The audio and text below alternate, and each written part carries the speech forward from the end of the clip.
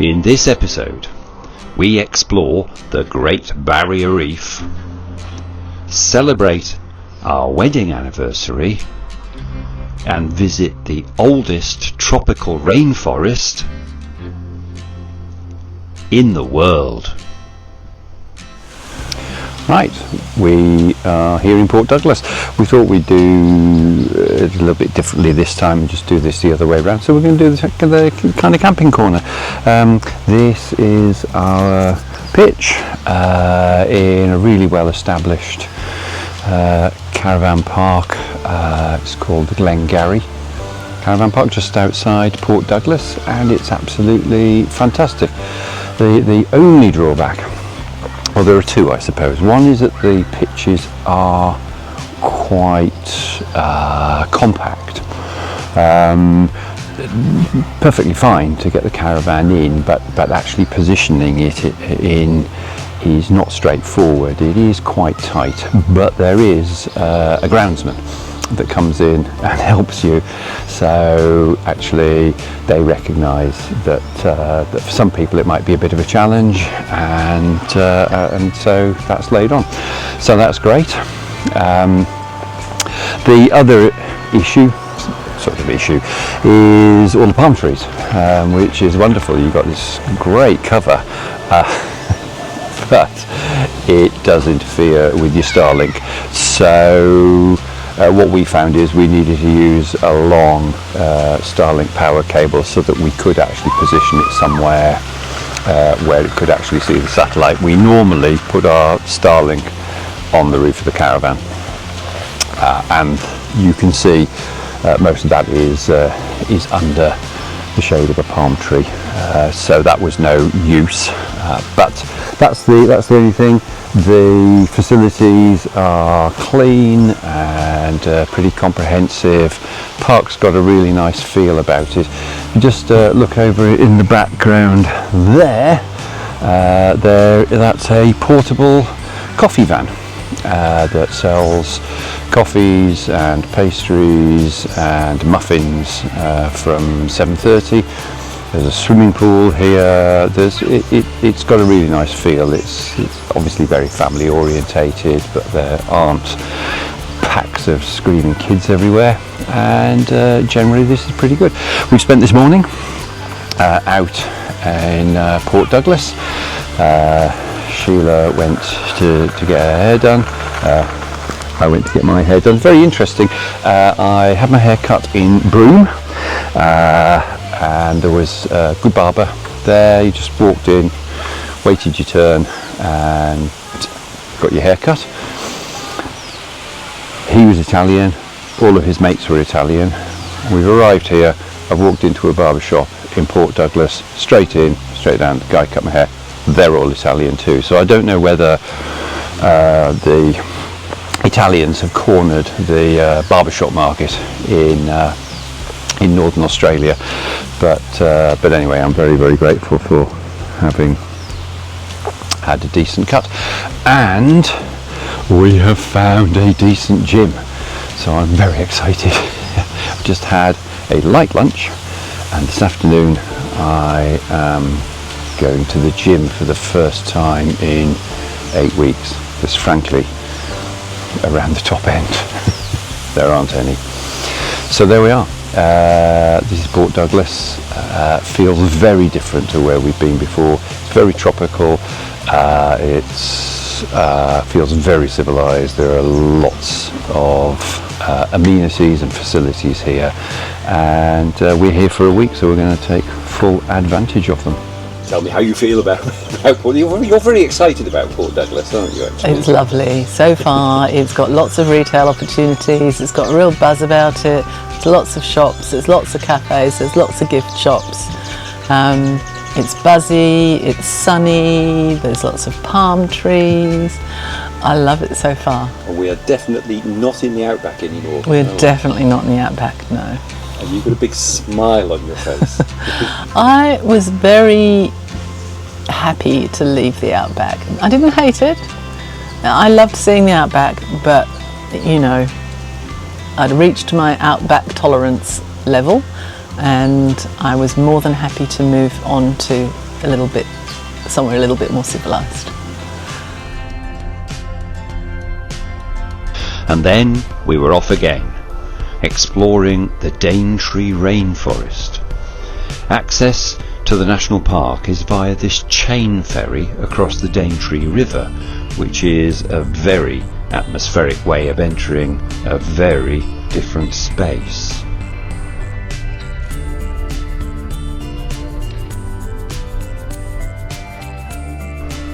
And first stop was Mount Alexandra Lookout, before exploring the Jindalba Boardwalk.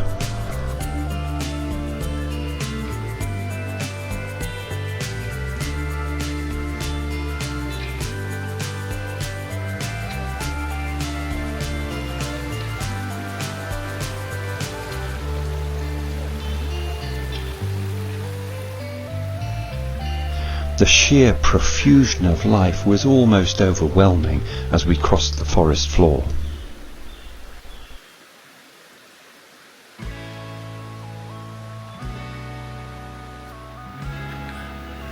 Yes, we're at the Daintree National Park. It's our wedding anniversary. And we are at the Jindalbu Boardwalk. So this is the first boardwalk, and we've probably only come about 300 metres, and we keep stopping and going, wow, wow, wow. The trees are incredible. There's this one particular tree that I'm just standing here gazing at in absolute awe. They have, I don't know what kind of tree these are, but they have like a buttress. They don't have a round trunk. They have a bit cathedral-esque buttresses, presumably so that they can fly, to grow taller. And then they've got this one, and quite a lot of them has a fern growing up it, and then higher up, different sorts of ferns, tree ferns, as we would know them down in the Southlands. You can buy a tree fern and stick it on the side of your house. These are the real things, and they're just glorious, absolutely glorious.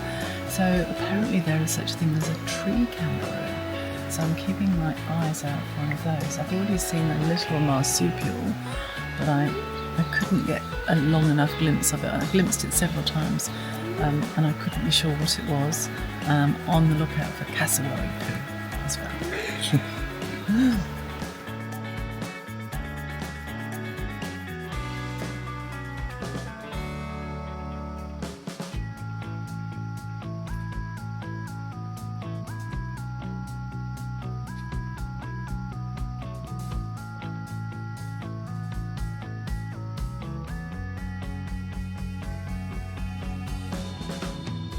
The dappled light, the humidity, and the cacophony of different sounds were mesmerising.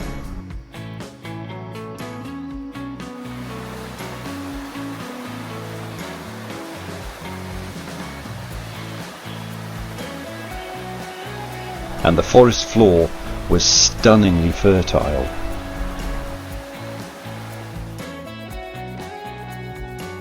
Until suddenly it wasn't.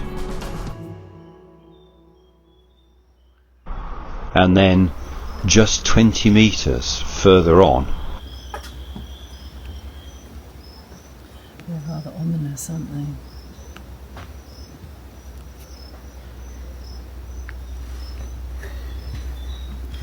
What's ominous? There's an ominous feel to the mangrove root system. They just remind me of haunted houses and Fingers. fingers reaching out and to get you in the night in the storm. Yeah.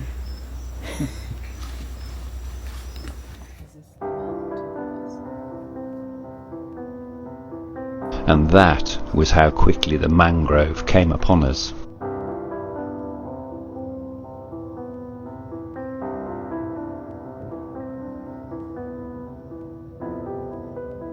There are salties in these waters, and the mangroves have a deadly reputation.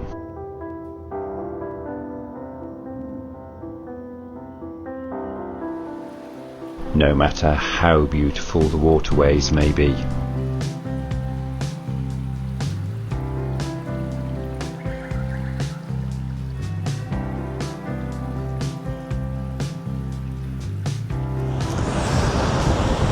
And here we are just down the coast from Cape Tribulation Beach, and in the far distance there you can see Cape Tribulation itself.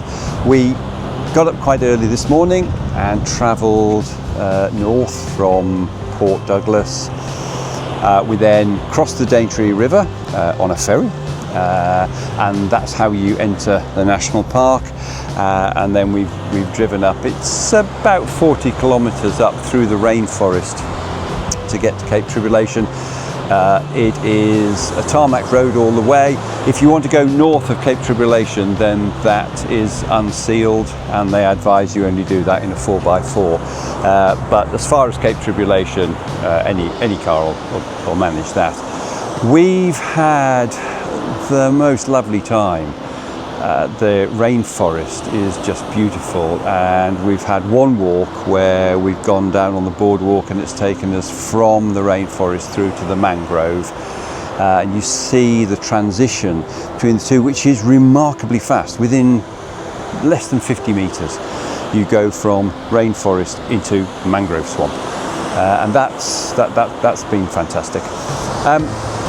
Cape Tribulation is called that because on the 10th of June 1770, Captain James Cook was heading north up this coast in the Endeavour. He realised that the Great Barrier Reef was hemming him in closer and closer to land, and just north of Cape Tribulation they scraped over a reef, managed to get free of that, and that was okay. But he then decided that discretion was the better part of valour, so he headed southeast away from the coast, and about 10 kilometres off the coast, so just about over there, at 10:30 at night, the Endeavour effectively ran aground on a reef which is now called the Endeavour Reef, and the ship was nearly lost.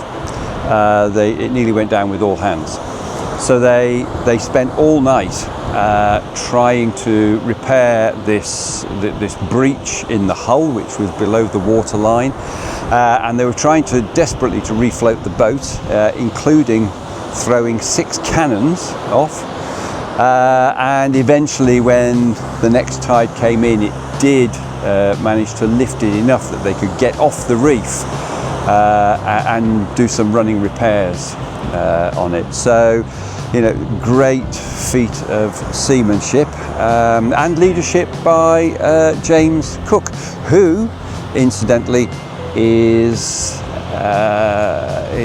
a son of North Yorkshire and was born and grew up in Great Ayton, from North Yorkshire, which is where I first grew up. So I've always felt a little bit of a link with James Cook there. Interesting footnote on the cannons. They were finally recovered almost 200 years later, in 1969, and apparently they got all 6 of them, and they shared them out between various museums. So there's one in a museum in Cooktown, just up the coast. There's one in Brisbane, one in Sydney, for some reason one in Auckland, and the other 2 are in a museum back in Greenwich. So there we are. Cape Tribulation, and the story associated with the first European exploration of this area. So we've just stopped on this fairly random beach. There's a little island out there. You can see Point Desperation, Point Tribulation. Cape Tribulation. Cape Tribulation just over there to my left. And then over to my right, eventually you'll get to Port Douglas, and you can see it's a really good point for seeing the tropical rainforests extending all the way down to the sea on both sides of us and behind us. And the beach itself is fringed with coconut palms and gorgeous fig trees and what have you, and it's a stunning beach. And actually it's stunning because there's nobody here. And the tide is out, so there's this great expanse of beach with a few little crushed shells and quite a lot of bits of dead coral on it, and the sun is shining, the sky is blue, there's a few little clouds, and it's just a perfect day just to be grateful for how beautiful nature is. And finally, the treetop walk.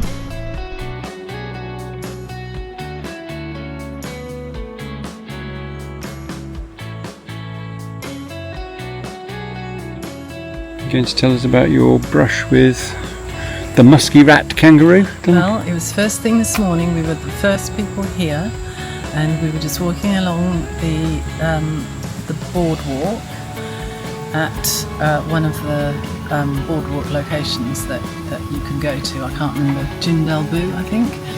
And I was just looking around. I was looking for cassowaries actually, and I spotted just something moving. So I had a little look, and then it disappeared, and then I saw it again, and I said to Mark, "Can you see?" And he immediately stuck his head in front of me, so then I couldn't see it anymore, and he couldn't see it either. So I shut up after that, and I moved up the boardwalk a little bit, and I could track it, and I wasn't sure what it was, so I described it to the Google internet, and they came up with it being a musky rat kangaroo. And now we've come to the Discovery Centre, and I can confirm that I spotted musky rat kangaroo in the wild. Amazing. And I believe that there are two species of tree kangaroo. Yes. We're not joking about this. No, and I haven't seen either of them. One of them doesn't live here, so that's no surprise. But they are nocturnal, they live high up in the tree canopy, and they're very shy and elusive, so we're unlikely to see them. But it's nice to know they're there. Tree kangaroos. Yeah. Who'd have thought it, eh? Yeah. And that was our visit to the rainforest. The next day, we were messing about on boats. We are on a boat. And we're about to go and see the Great Barrier Reef. We've got all of our sun factors on so that we don't get burned by the scorching sun you can see behind us. So the weather forecast is for all of this cloud to blow off. Disappear. It's going to disappear In at 10 about o'clock. 20 minutes, Yeah, there you go. So, and then I'm not going to believe it. the UV factor will then be very high, Yeah. and the waters will be crystal clear, and we're going to get a view of some fantastic coral formations. So there we go. The boat sailed out for about an hour and a half to a permanent observation station where we joined a submerged viewing vessel. Sadly, the colours just don't translate onto camera, but we saw some incredible wildlife, including these two turtles almost as soon as we'd set off.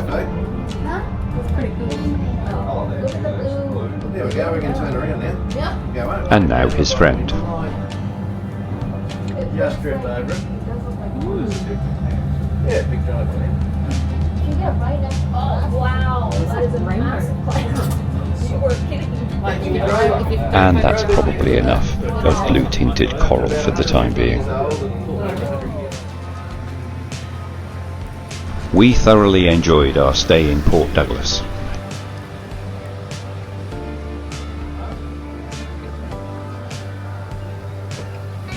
Bars, restaurants, and all the services.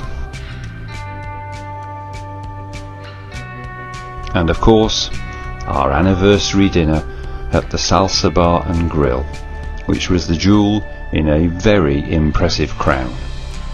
Port Douglas was awesome, and we will most certainly be back.